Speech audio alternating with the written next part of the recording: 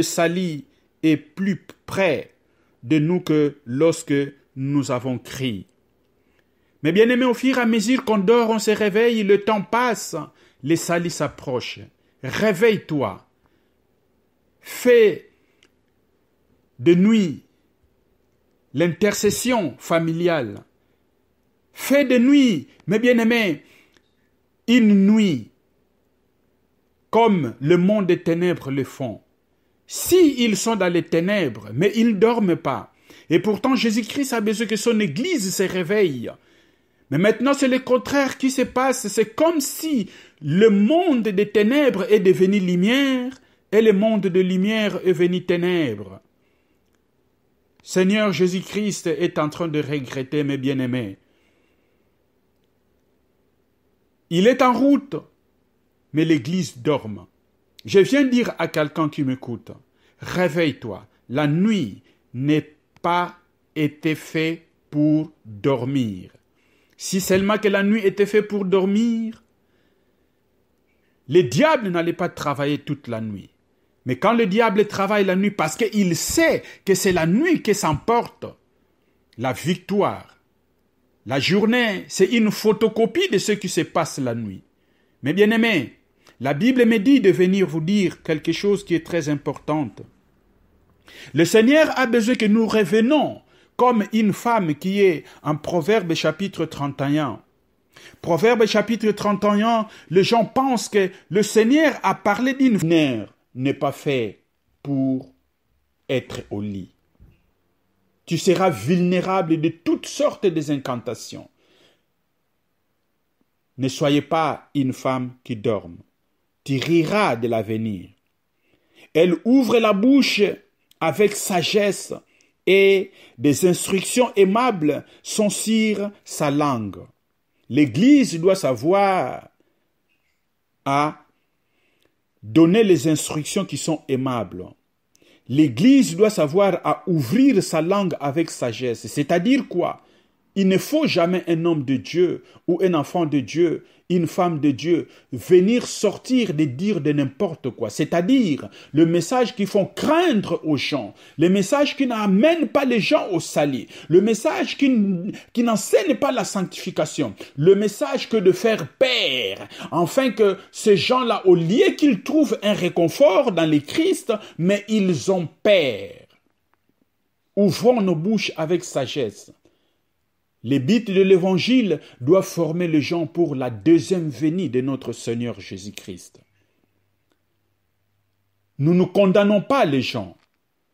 Nous ne montrons pas que c'est nous qui sommes pires, mais notre devoir est de condamner le mal qui est en train d'induire les enfants de Dieu à l'erreur.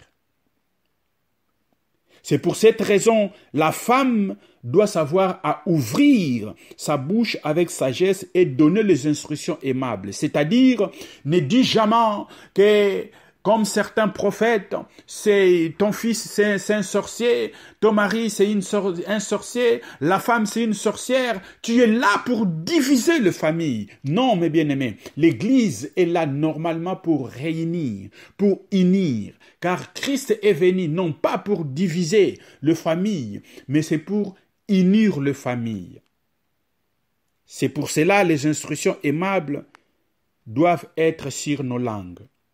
Elle veille sur ce qui se passe dans sa maison. Comment nous pouvons veiller, étant qu'Église, de ce qui se passe dans nos maisons? C'est-à-dire, nous ne pouvons jamais tolérer quelque chose de destructif, quelque chose de nuisible, de venir dans nos maisons. Nous devrons avoir des choses qui sont bonnes dans nos maisons. C'est-à-dire dans nos églises, enlevons ce qu'on appelle le péché. Les vols. Ne permettons jamais le jézabélisme dans l'église. Nous devrons veiller pour que l'église soit sainte et pure. C'est pour cette raison, ici on dit que la femme doit veiller de ce qui se passe dans sa maison. Elle ne mange pas le pain de la paresse, c'est-à-dire, tu es là, prie pour moi.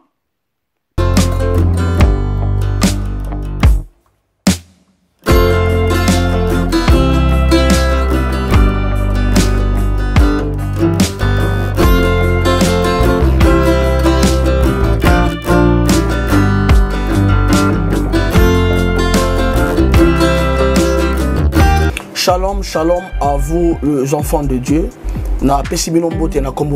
C'est bien moi votre frère, le pasteur Israël Nash. Je vous salue au nom de Jésus.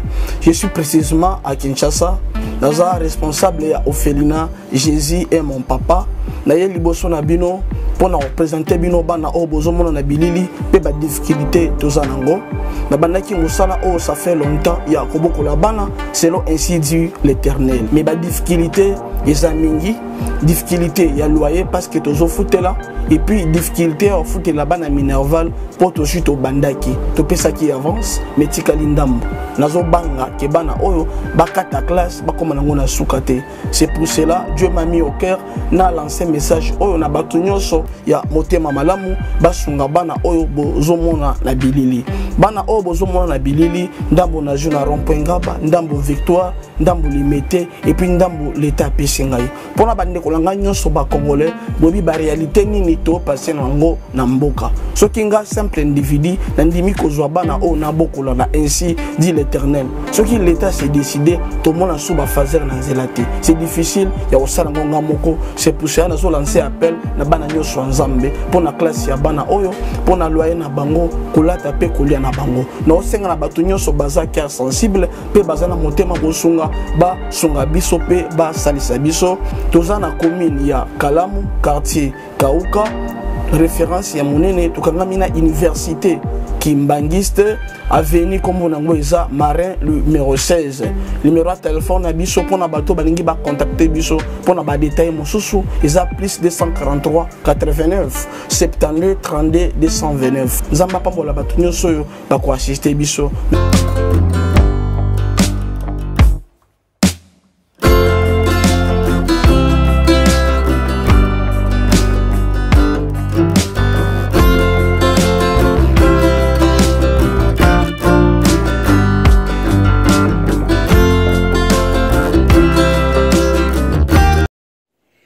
Shalom le peuple de Dieu, c'est moi votre frère Aaron Ngongo.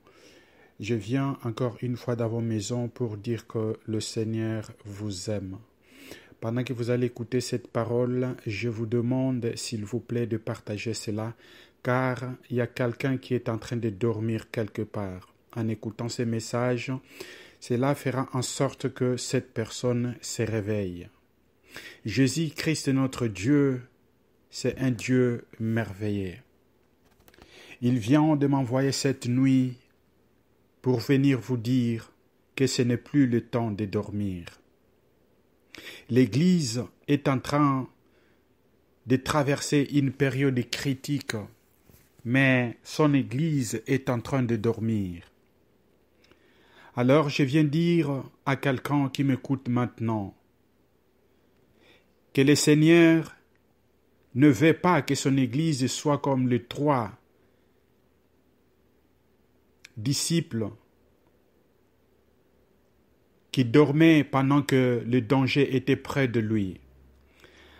Quand tu lis les versets de Matthieu chapitre 26, le verset 40 jusqu'à 46, là on nous dit l'histoire quand le Fils de l'homme, notre Seigneur Jésus, était prêt d'être trahi, fouetté, vendu devant le monde et être tué. Son âme était tristée.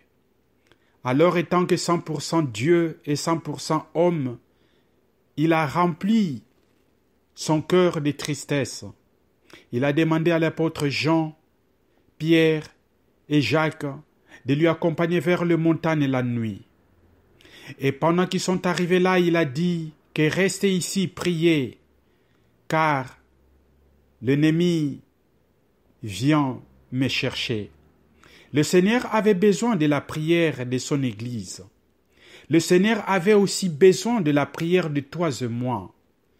Mais malheureusement, à 3 reprises, ses disciples n'ont pas pu prier. À chaque fois quand il revenait, il voyait qu'il dormait. Il dit de venir vous dire, mes bien-aimés, que ce ne soit pas le cas, qu'aujourd'hui l'Église est en train de dormir. Ne dormons pas comme dormaient Pierre, Jean et Jacques. Alors, son cœur était tristé. Jusqu'à 3e fois, il a dit, quittons ici. Regarde, l'ennemi est à la porte. Aujourd'hui, l'Église est en danger. Mais ils ne voient pas le danger qui est à la porte. L'Église est en train de se laisser à la distraction de ce monde. Et pourtant, le danger est là. C'est pour cette raison, mes bien-aimés, quand tu comprendras que la nuit n'est pas faite pour dormir, c'est là où le Saint-Esprit commencera à réagir dans votre vie. C'est là où la révélation continuera à être ouverte. Le ciel ouvrira. Quand un chrétien comprendra que la nuit n'était pas faite pour dormir, mais c'est pour veiller. Raison pour laquelle il disait à ses disciples, veillez et priez. Son église est en train de dormir. Mais bien aimé, il y a une vidéo qui circule. On voit comment le monde des ténèbres se prépare pour ensorceler, envoûter, détruire, démoraliser les choses que nous utilisons. La sorcellerie, jadis, c'était quelque chose de honte. La sorcellerie et l'envoûtement, c'était quelque chose qui s'est passé la nuit. Mais l'ennemi est en train de faire ces choses ouvertement. C'est-à-dire, on a vu de femmes qui partent dans des supermarchés en train d'ensorceler la nourriture, envoûter de nourriture, en pleine journée. Et les gens passent, ils ne voient même pas. Mais bien aimé, pendant que le monde des ténèbres se réveille, et toi, chrétien, qu'est-ce que tu fais? Pendant qu'ils sont dehors pour aller envoûter les choses que nous mangeons, la nourriture, et les habits, et le vêtement, ainsi de suite, toi, les chrétiens, qu'est-ce que tu es en train de faire? Regardez les théâtres, regardez le Facebook, TikTok, passez le temps à la télévision. Pendant que le monde des ténèbres est en train de former une grande armée pour venir déstabiliser les enfants de Dieu. Et toi, les chrétiens, qu'est-ce que tu fais? Tu es là. Pendant que le monde des ténèbres sont là, mes bien-aimés, ils sont en train de ne pas dormir. Nuit et jour, ils ont des réunions nocturnes pour essayer de déstabiliser ta vie, la vie de tes enfants, la vie de ton mari, la vie de ta femme, la vie de tout un clan, de génération en génération. Ils ne dorment pas la nuit. Et toi, chrétien, tu es en train de ronfler. Mais bien aimé, un chrétien doit se réveiller, de comprendre quelque chose qu'on ne passe jamais minuit dans son lit. On ne passe jamais 1h du matin dans son lit. Lève-toi, ne sois pas comme les apôtres qui dormaient pendant que Jésus-Christ avait besoin d'eux. Mais bien aimé, la Bible dit en Romains chapitre 13, le verset 11, « Cela importe d'autant plus que vous savez en quel temps nous sommes. C'est l'heure de vous réveiller en fin du sommeil, car maintenant le salut est plus près de nous que lorsque nous avons crié. » Mais bien aimé, au fur et à mesure qu'on dort, on se réveille, le temps passe, les salis s'approchent. Réveille-toi. Fais de nuit l'intercession familiale. Fais de nuit, mes bien-aimés, une nuit comme le monde des ténèbres le font. Si ils sont dans les ténèbres, mais ils ne dorment pas. Et pourtant, Jésus-Christ a besoin que son Église se réveille. Mais maintenant, c'est le contraire qui se passe. C'est comme si le monde des ténèbres est devenu lumière et le monde de lumière est devenu ténèbres. Seigneur Jésus-Christ est en train de regretter, mes bien-aimés. Il est en route, mais l'Église dorme. Je viens dire à quelqu'un qui m'écoute, réveille-toi. La nuit n'a pas été faite pour dormir. Si seulement que la nuit était faite pour dormir, le diable n'allait pas travailler toute la nuit. Mais quand le diable travaille la nuit, parce qu'il sait que c'est la nuit qui s'emporte la victoire, La journée, c'est une photocopie de ce qui se passe la nuit. Mais bien aimés, la Bible me dit de venir vous dire quelque chose qui est très important. Le Seigneur a besoin que nous revenons comme une femme qui est en Proverbe chapitre 31. Proverbe chapitre 31, les gens pensent que le Seigneur a parlé d'une femme physique, mais il fait aussi la connotation, les contrastes avec la femme spirituelle. Il est notre époux. Nous sommes sa femme, c'est l'Église. Et dans ces versets, Proverbe chapitre 31, le verset 15, il dit ceci. La femme s'élève lorsqu'il est encore nuit, et elle donne la nourriture à sa maison. La femme s'élève quand elle est encore nuit. L'Église doit se réveiller quand c'est encore la nuit. Prions, intercédez. Dépassons la force des mondes des ténèbres. Pendant que toi tu dors et ils invoquent ton nom. Mais imaginez quand ils sont en train d'invoquer ton nom, le nom de tes enfants, ils jettent les sorts dans le monde des ténèbres. Et toi aussi tu es dans la présence de Dieu en lisant la Bible ou en priant ou intercédant. Mais bien aimé, ça serait un grand retour. Mais ils savent dans le monde des ténèbres que les chrétiens aiment dormir. Voilà la raison pour laquelle nous sommes comme des proies.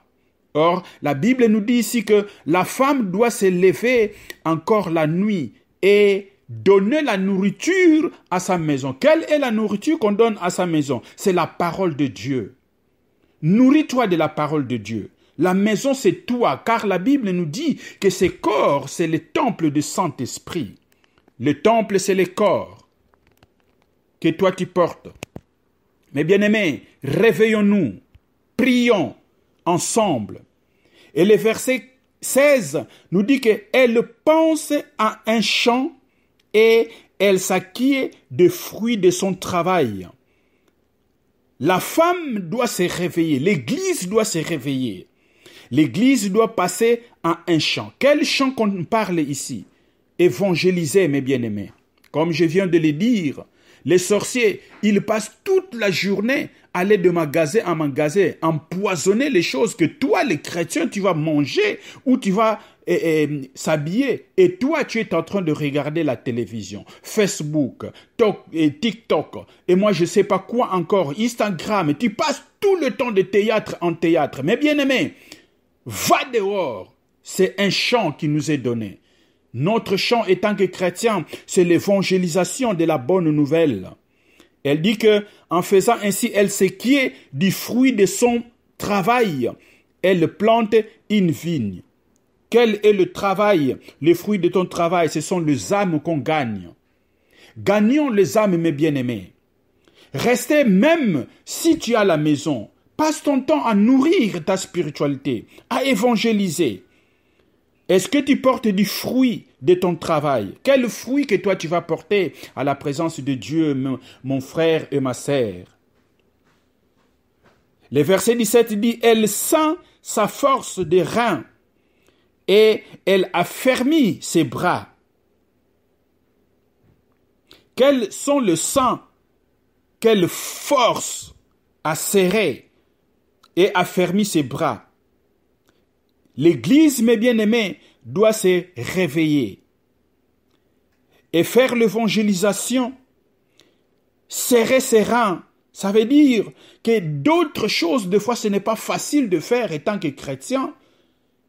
Ne faisons pas les choses si cela nous plaît, mais nous devons faire les choses même si cela ne nous plaît pas. Est-ce que quelqu'un m'entend? C'est pour cette raison qu'il dit qu'elle sent des forces ses reins. C'est par force qu'elle serre ses reins. L'Église doit serrer les reins, doit se réveiller. Allons à l'évangélisation. Partagez le message que vous recevez. Ça fait partie de l'évangélisation aussi, de gagner les âmes. Elle sent que ce qu'elle gagne est bon. En faisant comme ça, le verset 18 nous dit que tu es en train de gagner ce qui est bon. Est-ce que quelqu'un m'entend? Et en faisant ici le verset 18, la partie B nous dit « Sa lampe ne s'éteindra point pendant la nuit. » Alléluia. Quelle est la lampe qu'on nous parle? Revenons dans la causerie de notre Seigneur Jésus-Christ, c'est quand il a parlé des 10 vierges, 5 sottes et 5 sages. Quand on parle des lampes, mes bien-aimés, on voit l'huile en nous. L'onction, le Saint-Esprit ne peut jamais te quitter. Alors, quand l'Église se relève, à l'exemple de cette femme, l'Église est aussi une femme. Pendant que je lisais ces versets, l'Esprit de Dieu me dit que je ne parlais pas vraiment de la femme physique, mais je parlais de l'Église. Alléluia. Est-ce que quelqu'un m'entend? Je vais dire à quelqu'un, lève-toi, ta lampe ne s'éteindra pas. À un seul point, que transforme la nuit comme les fonds dans l'autre monde de ténèbres. Ils savent les secrets. Pourquoi les choses ne marchent pas dans ta vie? Parce que tu aimes trop dormir. Un chrétien doit comprendre que minuit n'est pas fait pour passer au lit. 1h du matin n'est pas fait pour passer au lit. Tu as tant dormi. Qu'est-ce que tu as gagné? Est-ce que ta lampe a toujours la lumière? Est-ce que ta lampe brille toujours? Ici, la Bible nous dit que ta lampe ne s'éteindra pas pendant la nuit, si seulement que tu t'efforces de serein terrain. Elle met la main à la quenouille et ses doigts tiennent le fuseau. Elle tend sa main au malheur et rend la main indigent. C'est-à-dire quoi? La quenon, c'est le petit morceau de bois là qu'on utilise pour fabriquer les habits. Tu vois, les femmes le savent très bien. Motonga oba tongelaka tricot nabiloko bachaka na table. Une femme sage se lève la nuit et commence à faire son travail. Mais en faisant ça, qu'est-ce qu'elle fait d'abord? Elle ne craint pas la neige pour sa maison, car toute la maison est vêtue de grès noirs. Elle s'est fait des couvertures et là des vêtements de fond lin et de pourpre. Vous voyez, là on est dans le verset 22. Alors, qu'est-ce qu'il nous dit? Il dit qu'il se lève le matin, il partage les tâches comme on a vu dans le verset 15. Et sa tâche, il donne au serviteur. Mais bien aimé, pendant que tu as la présence de Dieu, l'Église, quand il comprend que c'est dans la présence de Dieu qu'on doit passer notre nuit, cela fera en sorte que nous ne craindrons pas les neiges. Nous ne craindrons pas le cramoisi. Nous ne craindrons jamais le soleil. Nous ne craindrons jamais quoi que ce soit parce que nous avons des couvertures. Nous avons des vêtements de pourpre. Quelles que soient les difficultés qui vont sortir de gauche à droite, quel que soit l'ennemi va commencer à faire des incantations, des envoûtements pendant la nuit. Nous sommes protégés car la parole de Dieu est sur nous. Nos lampes sont en train de briller. Mais pourquoi nous sommes victimes des attaques, des petites choses, les attaques, on n'arrive pas à avancer? Parce que tout simplement, nous ne réveillons pas la nuit pour veiller et prier. Alléluia. Et en faisant comme ça, le verset 23 nous dit, son mari est considéré aux portes lorsqu'il siège avec les anciens du pays. Son mari sera considéré. En faisant comme ça, les gens verront que notre Seigneur Jésus-Christ, effectivement, c'est le roi des rois. Notre mari, c'est Jésus-Christ. Notre épouse. Mais pourquoi aujourd'hui les gens ne considèrent pas notre époux? Pourquoi les gens, parce que nous qui sommes la femme, on ne lui donne pas la valeur? Mais la Bible ici nous dit que quand il siège au milieu des anciens, quels sont ces anciens-là? Oh merci Seigneur, ce sont les anges. Au milieu des ciels, l'archange comme Jésus-Christ, Michael, sera glorifié encore plus. Les anciens diront qu'effectivement tu étais allé faire un bon travail sous le soleil. Regarde comment les gens se mettent toujours la nuit au travail. Alléluia. Et qu'est-ce que la femme l'a fait? Elle fait des chemises. Nous savons des chemises, c'est quoi? Quand on revient à Éphésiens chapitre 6, le verset 12, quand le Seigneur Jésus-Christ a parlé sous l'inspiration de Saint-Esprit, l'apôtre Paul, il a parlé de l'armée complète, une armure pour défendre contre les autorités de ce siècle, les forces des ténèbres qui ne dorment pas. Il a parlé des cuirasses de la justice. La cuirasse, c'était comme une chemise en métal qui protégeait les soldats romains. Donc, une femme doit avoir affaire de chemises et le vend aux marchands.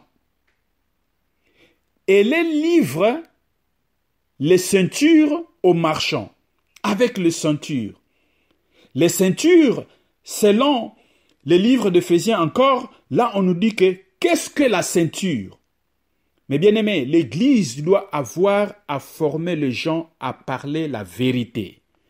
La ceinture, c'est ayant vos reins la vérité. La vérité est pour ceinture. Aujourd'hui, nous voyons que l'Église est très loin de la vérité. L'Église tolère les choses qui ne sont pas acceptées à notre mari qui est Christ Jésus. Mais une femme doit savoir à faire des chemises et des ceintures et aller le vendre aux marchands.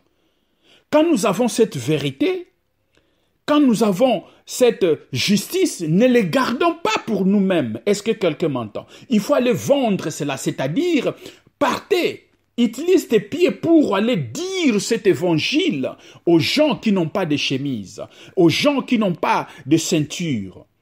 C'est ainsi que l'Église sera réveillée, mes bien-aimés. Et le verset 25, nous chitons, « Elle est revêtue de force et de gloire. » Une femme, église, quand elle se lève à la nuit pour prier, intercéder, fait des chemises, de ceintures, devant la présence, s'est levée très tôt le matin, comme cette femme de Proverbe 31, je vous garantis, tu seras revêtu de la force et de la gloire. Aujourd'hui, l'Église n'a pas de gloire. Aujourd'hui, l'Église n'a pas de force. Pourquoi? Parce que nous nous sommes mis endormis plus que nos ennemis. Aujourd'hui, quand on parle du christianisme, il n'y a pas la force. L'apôtre Paul a parlé dans le livre de Colossiens et Thessaloniciens. Il a dit quoi? Il a dit que l'évangile maintenant, c'est le parler. Le parler. Les gens sont fatigués avec le parler, mais l'évangile doit être accompagné avec des signes et des prodiges. Aujourd'hui, pourquoi nous ne performons pas de signes et des prodiges? Tout simplement parce que nous aimons trop dormir. Comme Pierre, Jean et Jacques. Réveillons-nous, mes bien-aimés. Christ ne nous a pas laissé le genre de cette femme-là qui dorme. Soyons comme la femme du Proverbe 31, pour que nous puissions revêtir de gloire et de force. Et elle dit, elle se rit de l'avenir. C'est-à-dire quoi?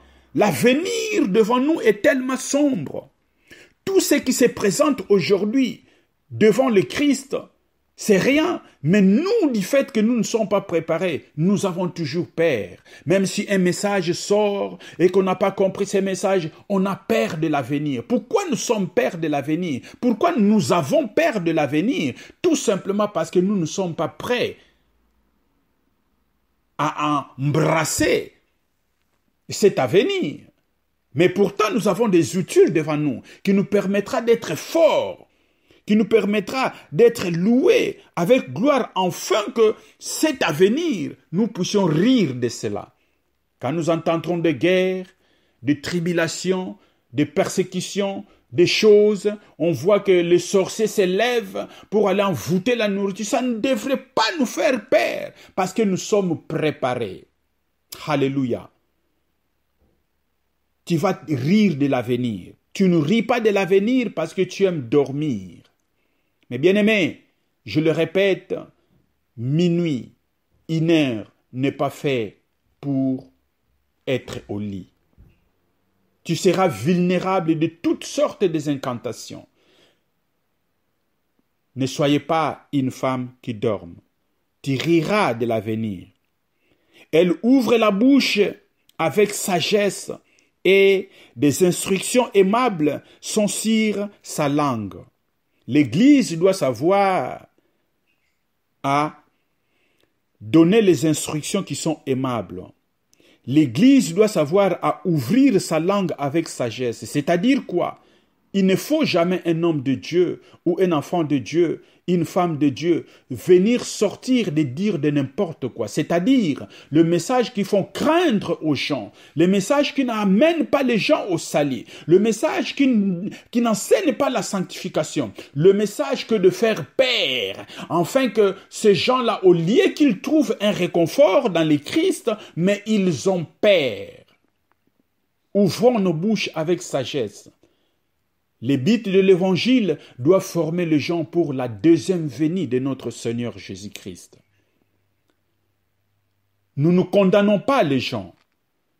Nous ne montrons pas que c'est nous qui sommes pires, mais notre devoir est de condamner le mal qui est en train d'induire les enfants de Dieu à l'erreur. C'est pour cette raison, la femme doit savoir à ouvrir sa bouche avec sagesse et donner les instructions aimables. C'est-à-dire, ne dis jamais que, comme certains prophètes, c'est ton fils c'est un sorcier, ton mari c'est un sorcier, la femme c'est une sorcière. Tu es là pour diviser la famille. Non, mes bien-aimés, l'Église est là normalement pour réunir, pour unir. Car Christ est venu non pas pour diviser la famille, mais c'est pour unir les familles.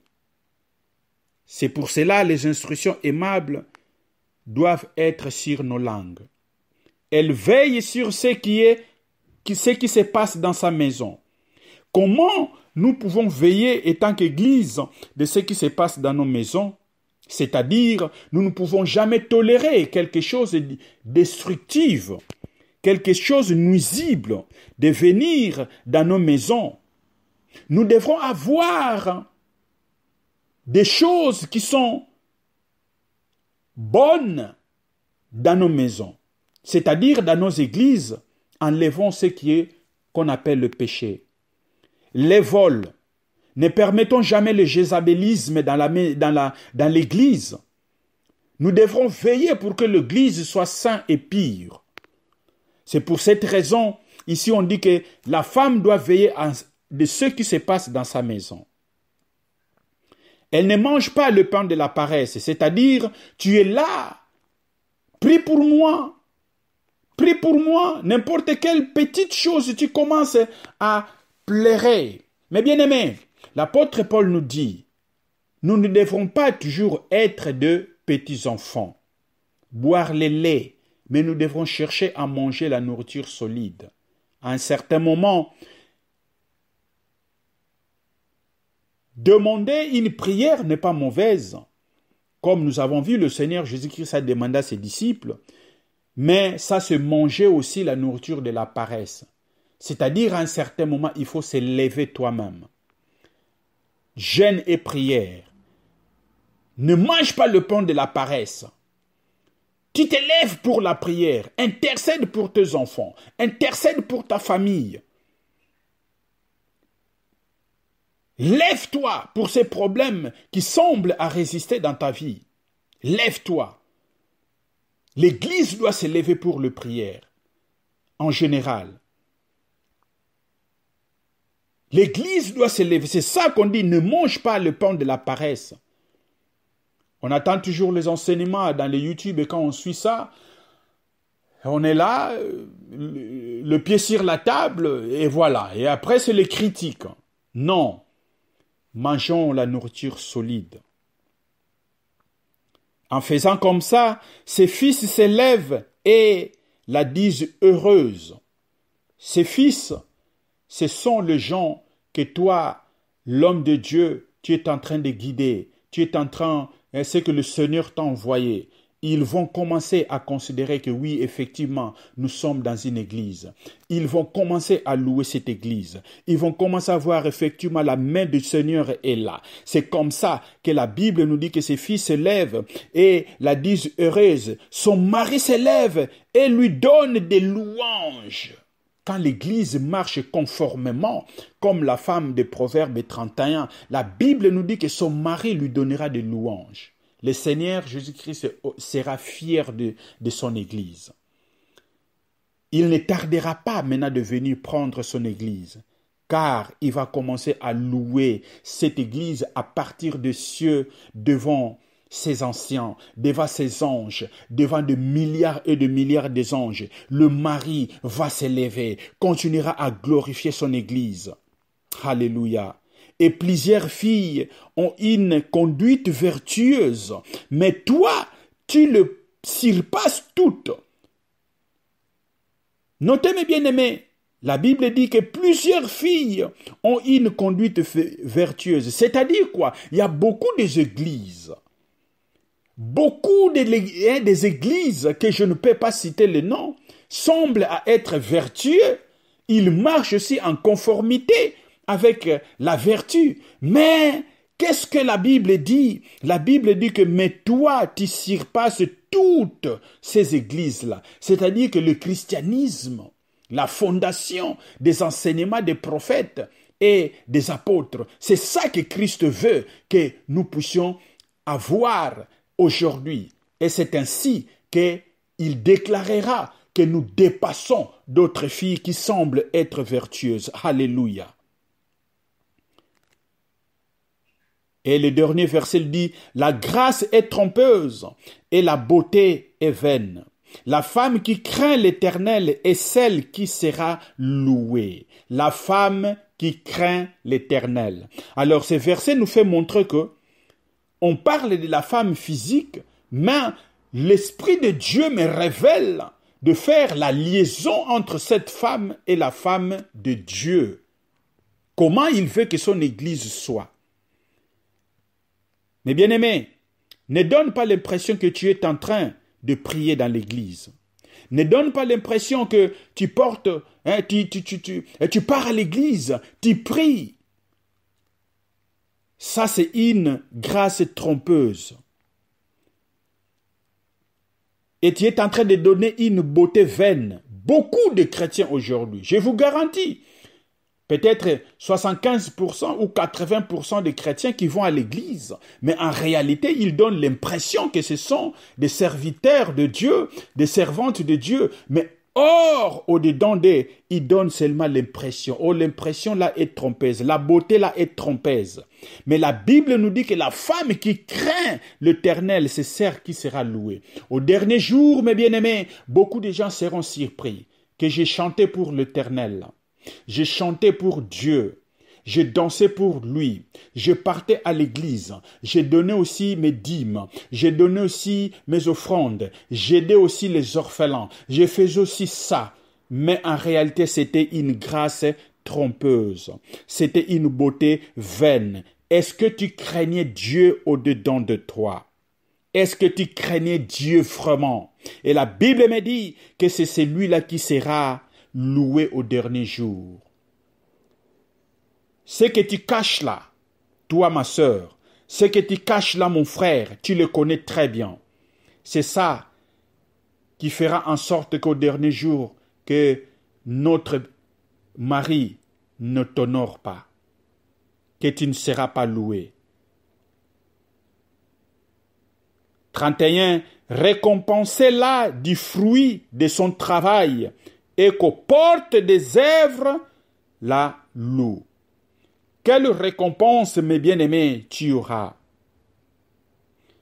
C'est la récompense des fruits de ton travail. Chacun de nous, mes bien-aimés, je vous garantis, c'est vrai, le paradis ou le ciel, c'est une faveur imméritée. Mais la conscience de quelqu'un pouvait bien témoigner que si aujourd'hui Christ venait, j'aurais cette grâce. Et j'irai. C'est ta conscience et la manière dont tu amènes la vie en cachette. On ne se moque pas de Dieu, on ne trompe pas Dieu aussi. La récompense, la Bible nous dit ici que ça sera selon ton travail que tu es en train de faire sous le soleil. C'est ainsi que les portes de tes œuvres te louera. Mais bien aimé, le message d'aujourd'hui, c'est pour dire à quelqu'un que ne dorme pas. L'Église doit savoir être devant la présence de Dieu. La journée, c'est bon, mais c'est vraiment qui compte, c'est la nuit, c'est la bataille de la nuit. Jésus a mené ses disciples, ses apôtres, chaque nuit. C'est-à-dire, il priait à la montagne des Oliviers, montagne de Golgotha. Pourquoi c'était une nuit? Parce que Jésus connaît le secret qui est pour être dans la présence de Dieu le Père la nuit. Parce qu'il sait bien que le monde des ténèbres travaille la nuit. Et nous, les chrétiens aussi, nous devrons travailler la nuit. En bref, ne soyons pas comme les apôtres qui dormaient pendant que Jésus-Christ avait besoin d'eux. Parce qu'il savait que le monde, dans quelques heures, sa vie sera en danger. L'Église est en danger. Nous devrons comprendre cela. Voilà la raison pour laquelle ne dormons pas. Priez pour que ces dangers-là nous soyons écartés. Afin que le Christ, quand il vient, tes œuvres t'accompagnent et que tu sois loué pour l'œuvre de tes mains. Maranatha, viens Christ. Shalom.